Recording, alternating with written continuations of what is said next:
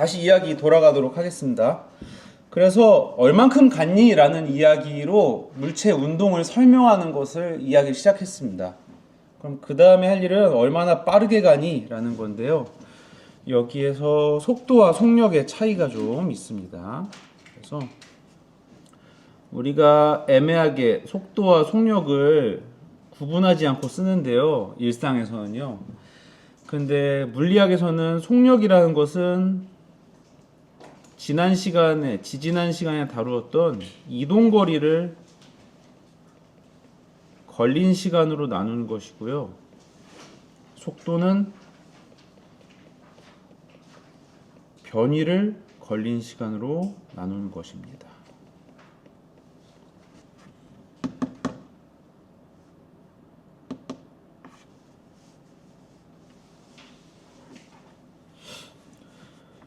그리고 이것을 기호로 쓰자면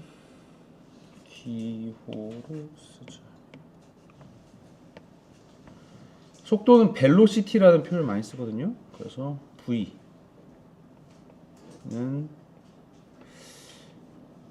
변이는 보통 S를 많이 씁니다. D도 많이 쓰는데요. 이렇게 위치의 변화량을 걸린 시간으로 나눈다 라고 씁니다.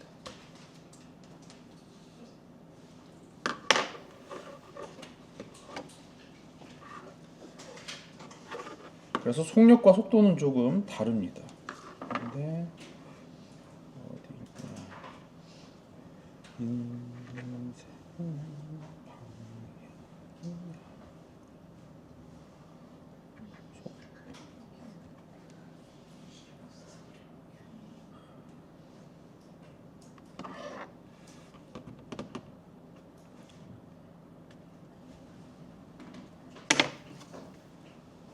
그래서 지난 시간에 연이어서 이야기를 해보자면 우리가 애매하게 쓰는 빠르기에 대한 표현은 속력과 속도가 있는데 이것은 물리학에서는 구분을 하자면 조금 다르다 이거예요.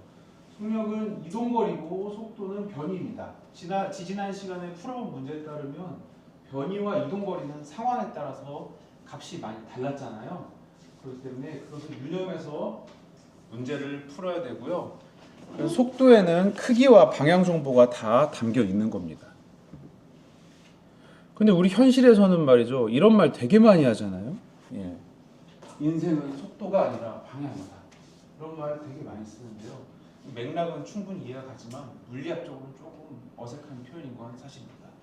그러니까 빨리 가는 것보다 목적을 향한 정확한 방향이 중요하다라는 이야기인데요. 그걸 좀 제대로 말하려면 속력이 아니라 방향이다라고 말을 해야지 좀 더 옳은 표현이 되겠습니다.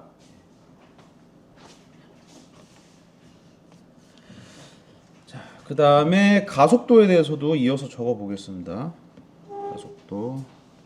가속도는 속도의 변화량을 걸린 시간으로 나눈 겁니다.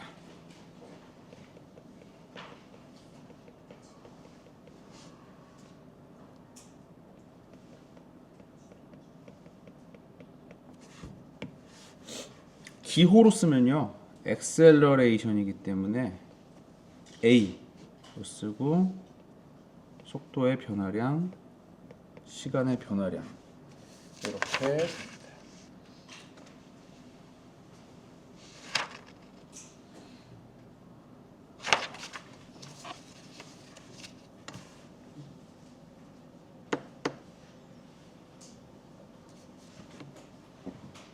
다 썼죠?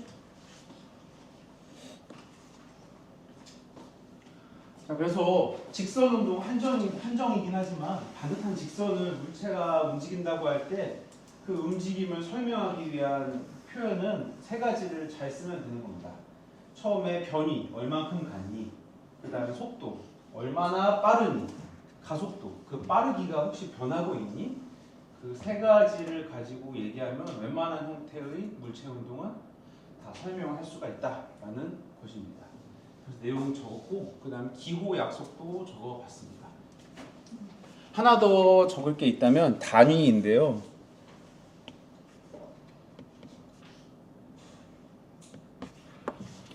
그 작년에도 소개했는지 모르겠는데 MKS라고 해서 말이죠. MKS. 물리학에서는 기본 단위를 미터, 킬로그램, 초 이것을 쓴다라고 소개했었습니다. 측정 단원을 같이 나갔었죠. 생각해 보니까. 그래서 속도에서 변이는 미터 단위, 그 다음에 걸린 시간은 초 단위 이거 쓰고요. 속도의 변화량은 그래서 속도인 미터 나누기 초를 이렇게 씁니다.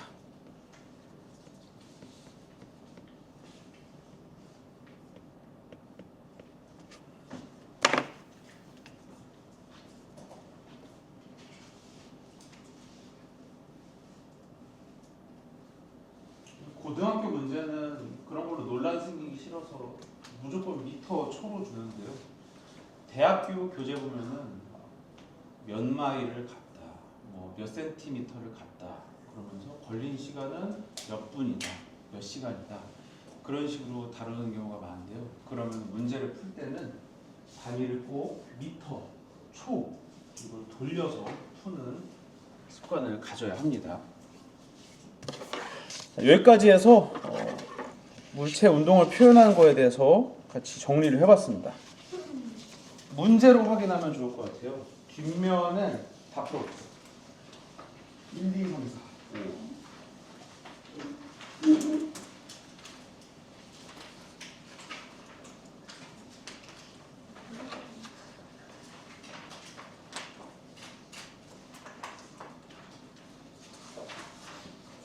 시간 간격을 두고 2개, 3개 풀이하겠습니다. 일단 써보세요.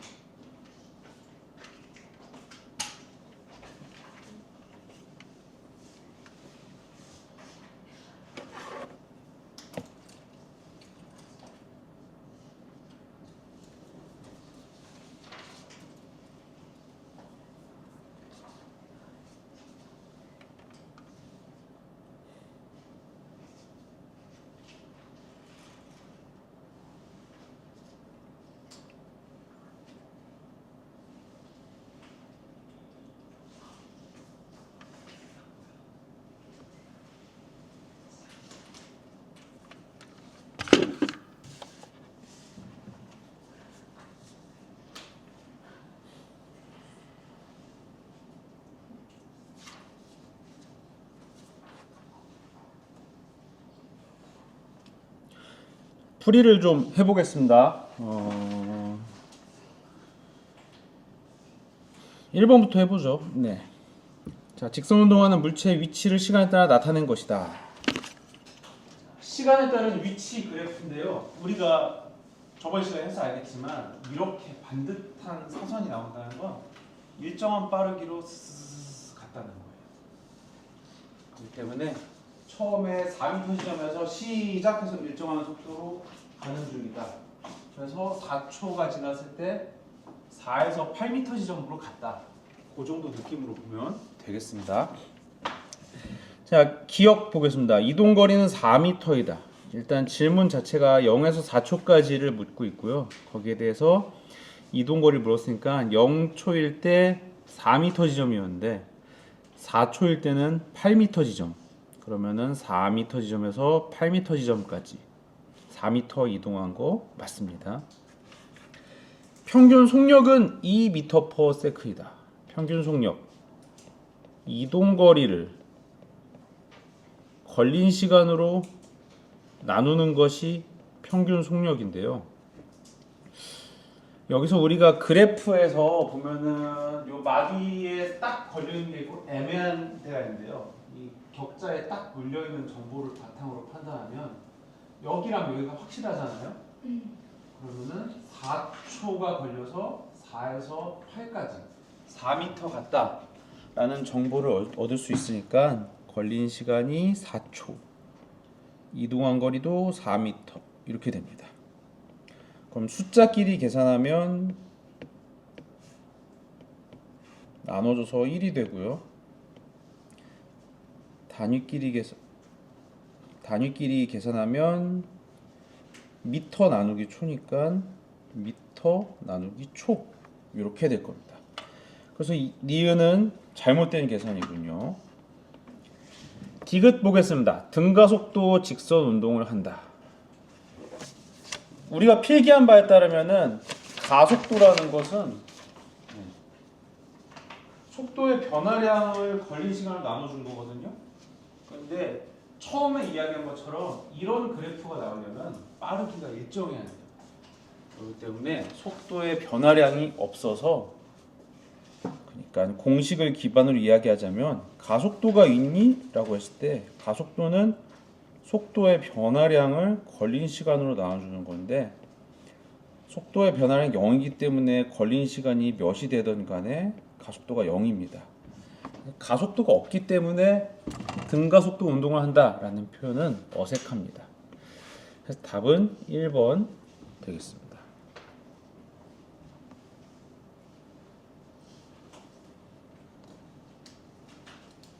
요런 느낌으로 풀어보면 되거든요. 요거 하나 풀이하면서 남은 필기를 보충해 보자면, 문제를 풀다 보면은 이렇게 제가 속도, 속력, 가속도만 얘기했지만 이런 표현들이 자꾸 나와요. 그래서 이런 거에 대해서 정리를 한번 하고 가겠습니다.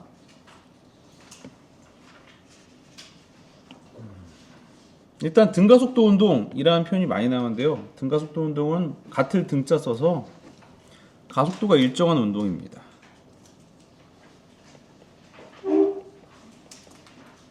가속도가 일정한 운동.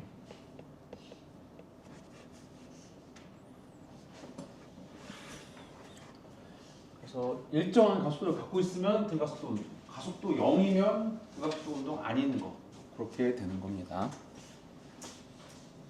그리고 또 많이 나오는 표현이 평균 속도 혹은 평균 가속도라는 내용이 나오는데요.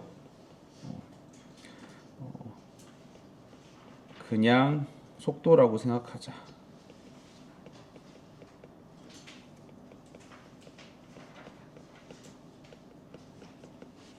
참고할 내용은 순간 속도가 되겠습니다.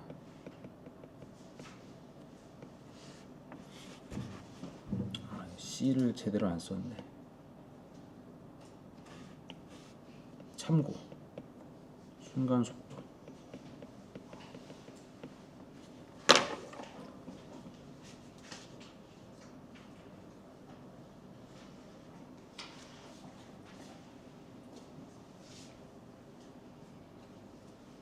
이건 자세히 설명 안 할게요. 그냥 물리학, 그냥 고등학교 2학년 물리학에서 평균 어쩌고 나오면 그냥 하던 대로 하면 됩니다. 나중에 이제 대학교 가면은 순간 속도와 평균 속도를 구분해서 이야기해야 될 때가 되는데 고등학교 때는 그거 안 해도 됩니다. 때문에 더 생각하는 것보단 이렇게 생각하는 것, 기억하는 게 훨씬 낫습니다. 그다음에 등속도 운동은 말 그대로 속도가 일정한 운동입니다.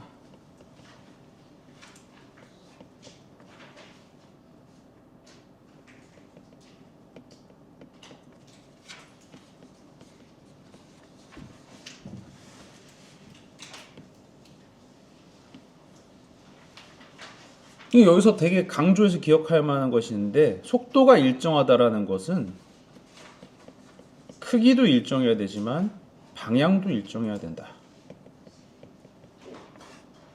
요거 꼭 잘 기억해야 됩니다.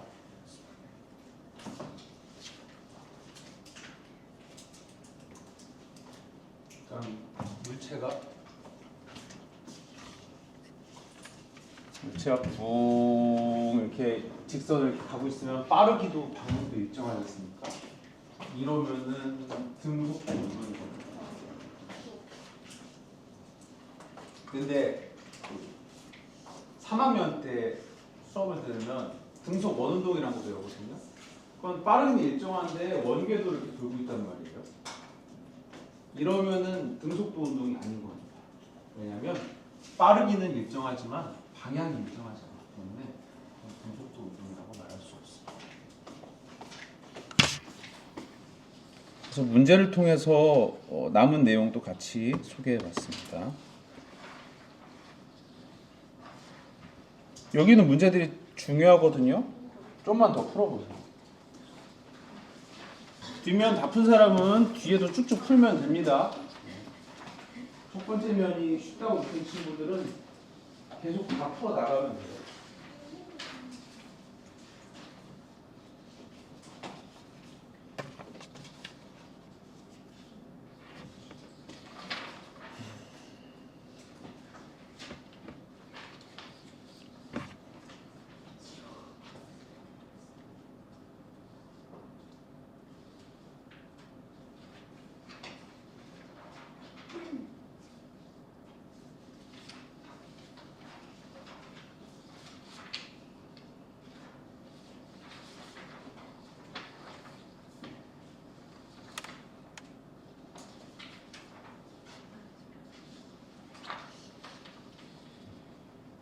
쭉쭉 푸세요. 4분 있다가 2, 3, 4번 2, 3, 4, 5 풀이 하겠습니다.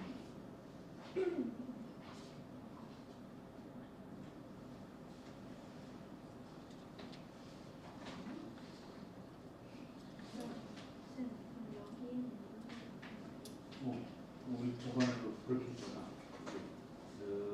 가만히 있다가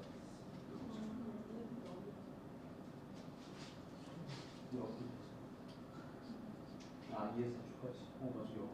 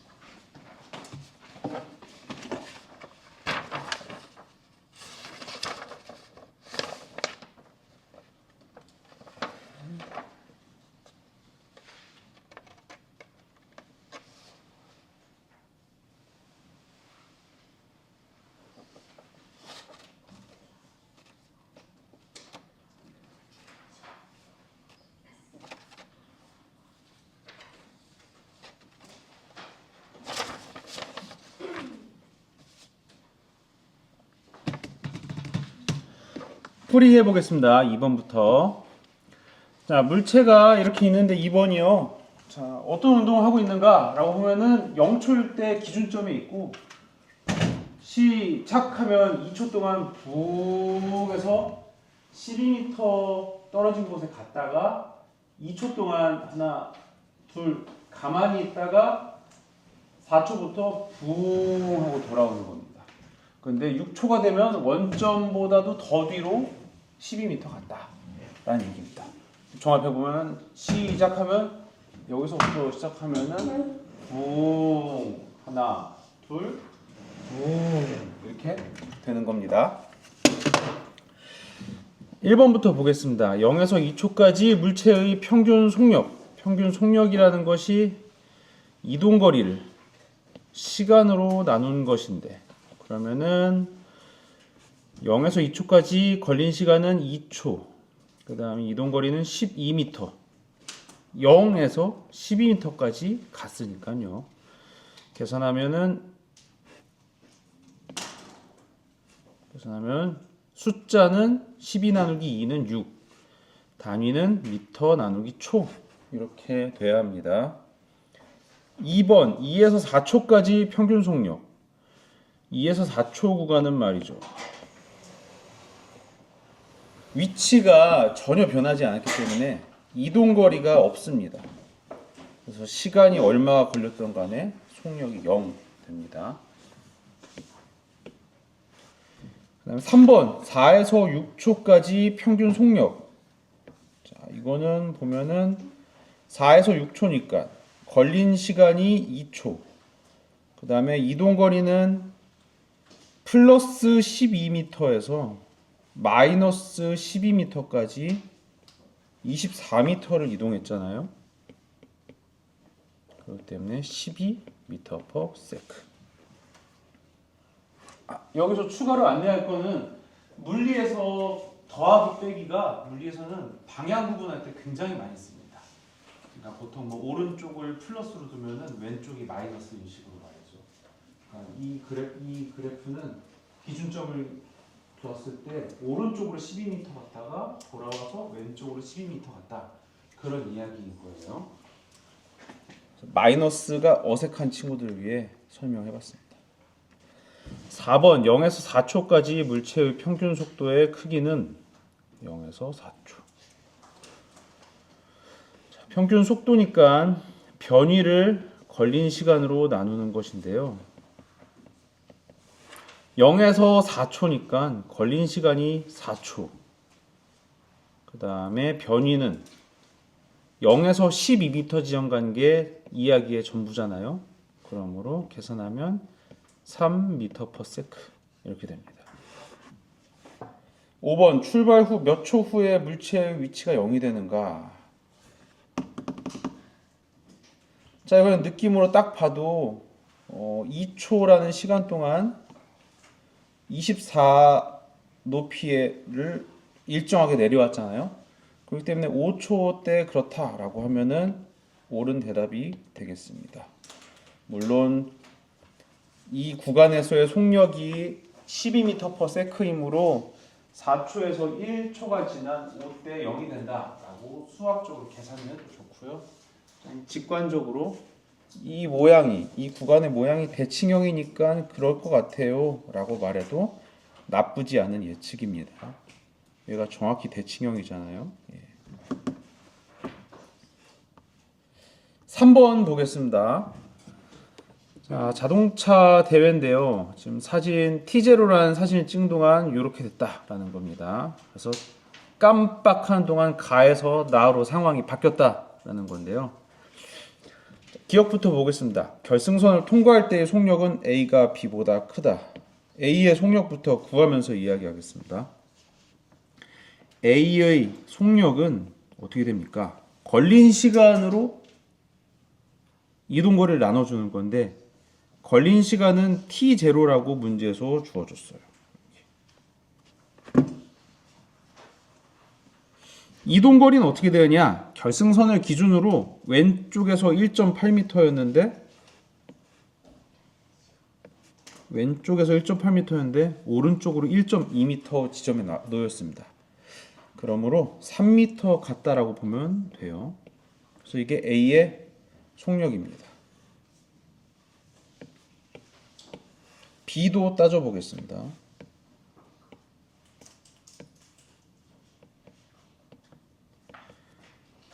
둘 다 깜빡할 때의 얘기이기 때문에 일단 걸린 시간은 똑같습니다. 근데 B는 얼만큼 이동했는가를 보면은 결승선 왼쪽 1m 지점이었는데 결승선 오른쪽 1m 지점으로 옮겨졌어요. 깜빡하는 동안. 그러므로 2m를 나아갔습니다. 이래놓고 다시 보도록 하겠습니다. 기억, 결승선을 통과할 때의 속력은 A가 B보다 크다. 그렇죠. A는 B보다 빨라요. 이 깜빡하는 동안. 니은 A가 B보다 결승선에 먼저 도달했다. 요건 말로 설명하는데요. 그러니까 T0라는 깜빡하는 시간 동안 여기서 이렇게 옮긴 건데 B는 대칭형이잖아요 지금. 그러니까 그 T0라는 시간이 흐르는 동안 결승선 왼쪽 1m였는데 오른쪽 1m였다라는 건 그 깜빡하는 시간의 딱 절반 때 B는 결승선에 닿았다라고 이야기를 할 수가 있습니다.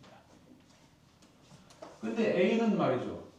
그 결승선 왼쪽 1.8m에서 오른쪽 1.6m이기 때문에 이 논리로 따르면 깜빡하는 시간의 절반에 왔을 때 A는 요쯤에 있어야 돼요. A는 결과적으로 3m를 이동했기 때문에 결과적으로 이동한 거리가 3m고 거기에 중간은 여기거든요.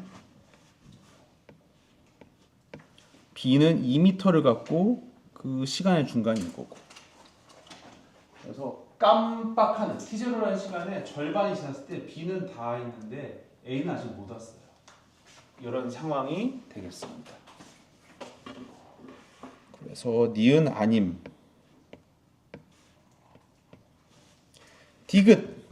A가 결승선에 도달한 시각은 가를 촬영하는 순간부터 0.6T0 지났을 때이다. 그렇죠.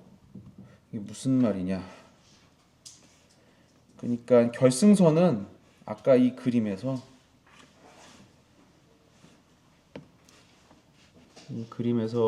결승선은 출발과 도착 지점의 딱 가운데거든요.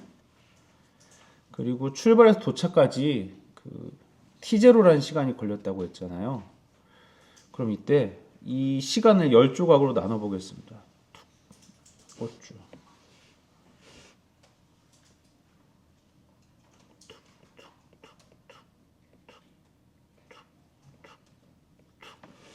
이렇게. 그러니까 A가 일정한 속력으로 여기에서 T0가 지나면 여기에 도착한다라는 건데 그 시간을 10조각 내보면 말이죠. 그럼 이 한 조각이 0.3m 이동한 거리가 되는 겁니다.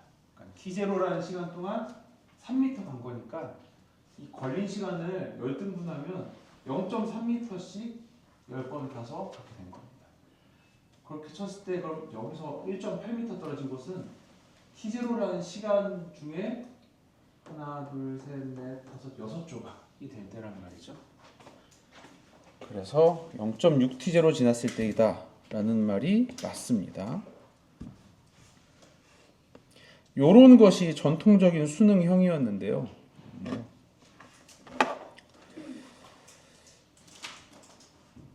직접적으로는 무관하다고 말할 수 있지만 그래도 맛은 봐둬야 될 거라고 생각이 됩니다. 왜냐하면은 통합과학에서 그 포물체 운동에 대한 분석 문제가 나올 때 이런 것들이 결국 다 응용해낼 베이스가 될 수가 있거든요.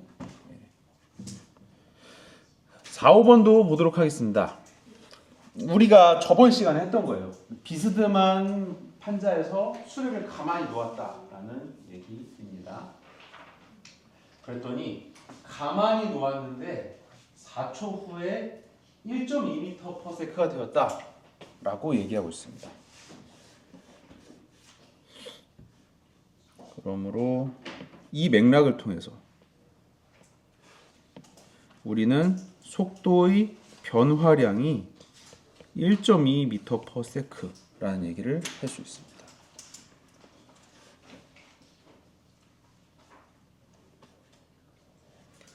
그리고 이 이야기를 통해서 걸린 시간이 4초라는 것을 알 수가 있고요. 근데 문제에서 가속도를 묻고 있습니다. 아까 얘기했죠. 평균이란 말은 그냥 없는 거 쳐도 좋다고요. 결국 가속도를 묻는 이야기인데 가속도는 속도의 변화량을 걸린 시간으로 나누는 거라고 했고 우리가 파악한 바로 속도의 변화량이 1.2이고 걸린 시간이 4이기 때문에 가속도는 0.3이다. 이렇게 계산하면 됩니다.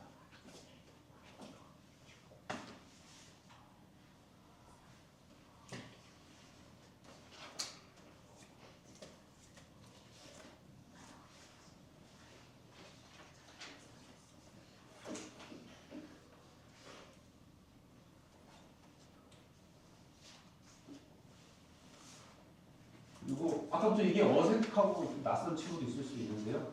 이 세모 모양은 델타라는 그리스 글자입니다. 그 이미 지금 우리 필기에서도 M, K, S, T, D 막 계속 어떤 물리량을 알파벳으로 이름지어서 쓰잖아요. 그러다 보니까 알파벳으로 모자라서 그 다음으로 그리스 글자를 가져와서 쓰거든요. 그래서 델타라는 그리스 글자인데요. 이건 변화량을 의미합니다.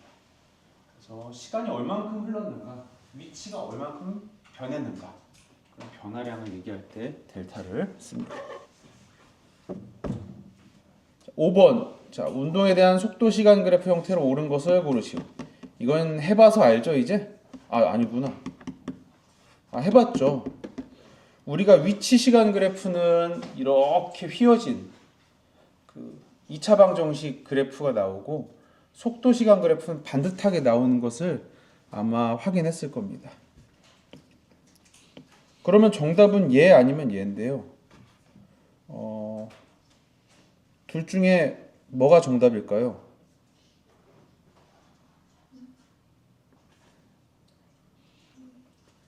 맞아요. 민서가 잘 대답했습니다. 3번이 정답입니다. 둘은 모양적으로는 그 속도 시간 그래프가 일정하게 증가한다라는 모양을 둘 다 만족하고 있는데요. 그래프를 다시 자세히 보면은 시작할 때 얘는 0에서 속도가 0에서 시작하고 시작할 때 속도가 0이 아닌 값으로 시작하잖아요. 근데 문제에서는 정지 상태에서 가만히 놓았다고 했기 때문에 시작이 속도가 0인 게 되어야지 올바른 표현이 되는 겁니다.